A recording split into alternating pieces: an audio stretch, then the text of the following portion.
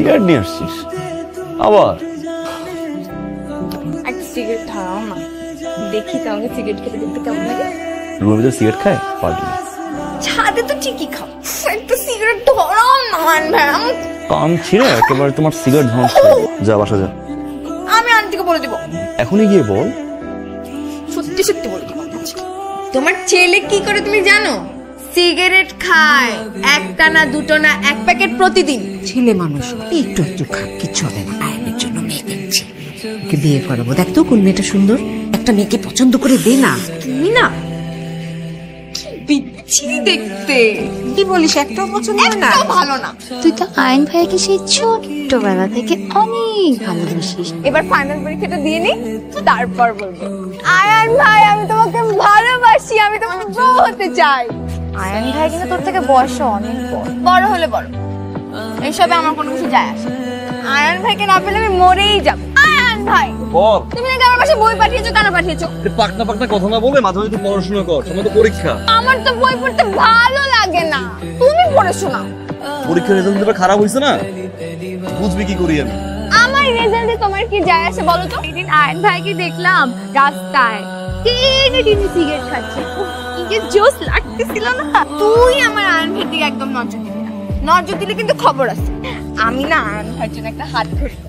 তাই দেখি দেখি, ওয়াও তোমার জন্য একটা সারপ্রাইজ আছে। আবার সিগারেট? না, চোখটা বন্ধ করো না। করলাম দে। এবার চোখ খোলো। ঘড়ি নিয়ে আস। এত টাকা কথা বলি। জমেছি। জমা টাকা দিয়ে ঘড়ি কিনছিস? একটা থাপ্পড় দিব। আয়ন ভাই কোথায়? আয়ান ছাদে যা না, যা ছাদে। হ্যাঁ।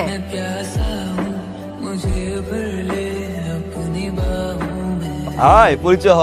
তোমাকে বলেছিলাম না যে আমাদের পাশের ফ্ল্যাটে ভারী দুষ্ট একটা মেয়ে থাকে, এই হচ্ছে সারা। সাংঘাতিক দুষ্ট। হাই। কি এই হিসেবে কেমন লাগছে?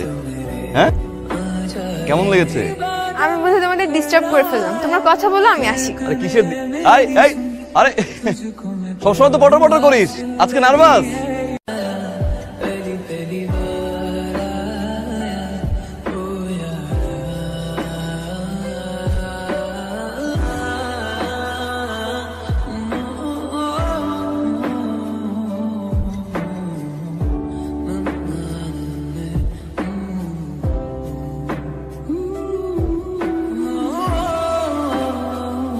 এই সারা। সারা শোন, আমি তাহলে যাই। হ্যাঁ কেন, আমরা তো একসাথে যাবো না। তোরা কথা বল, সমস্যা নেই।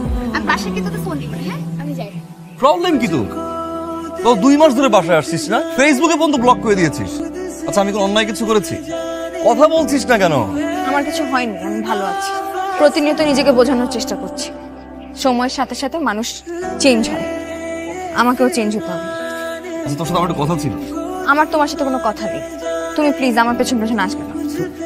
কি রে সারা, বল আমাকে কি হয়েছে? আব্বু ট্রান্সফার হয়েছে, আমরা এখান থেকে চলে যাচ্ছি আগামীকাল। কিসের আগামীকাল? কোথায়? তোমাকে কেন বলতে হবে কোথায়? তুমি জানার কে? আমাকে একা একা হাঁটতে দাও। এই স্যার, আমি চলে যাচ্ছি, তোমাকে খুব মিস করবো। আমারও খুব কষ্ট হবে রে তোকে ছাড়া থাকতে। কি করবো বলো? আমি ভাই কোথায়? ও ছাদে আছে, যা। সকাল থেকে আমি তোমাকে ফোন করছি, তুমি ফোন রিসিভ করছো না, কোনো রেসপন্স করছো না, টেক্সটের রিপ্লাই দিচ্ছ না। আমি কি ট্রাই করছি না? না না না না, আমার অ্যান্সার দাও, আমি কি ট্রাই করছি না? দেখো তনিমা, তুমি যেভাবে কথা বলছো মনে হয় আমার বাবার কিছুই নাই। আমার তো সবকিছুই আছে, তারপর তোমার আইডেন্টিটি দরকার। আচ্ছা তুমি যদি এখন আমাকে না বুঝো তাহলে কে বুঝবে?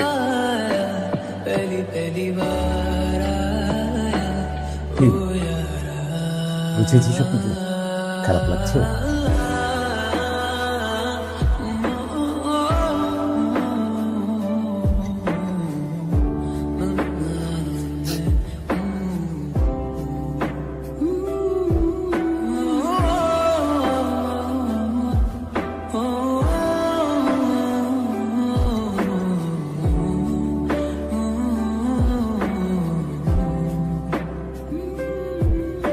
जरा जरा बहकता है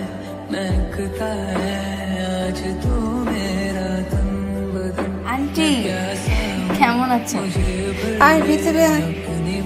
আয়ন ভাই কই? আয়ন ভাইকে দেখছি না যে, নিশ্চয়ই বিয়ে করে ফেলেছে। তোমরা কেমন বলো তো? আমাকে একটা দাওয়াত দেওয়ার প্রয়োজন মনে হয়। এসছি আমার বিয়ের দাওয়াত দিতে। তোমাদের সবাইকে আসতে হবে। আন্টি কাঁদছো কেন? কি হয়েছে? আয়নার নেই রে মা, তুই চলে যাবার কিছুদিন পরে ও suicide করেছে।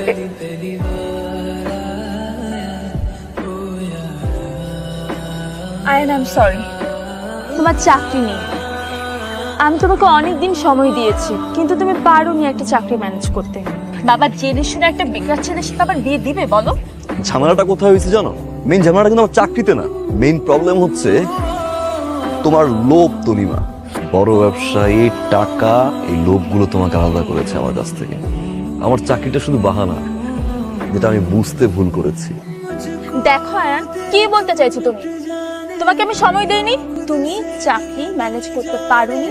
তুমি এতদিন যেটা পারোনি এখনো পারবে না, আর ভবিষ্যতেও তোমাকে দিয়ে সম্ভব না। আমার বিয়ের কার্ড জানি আসবে না, তবু দিয়ে রাখছি।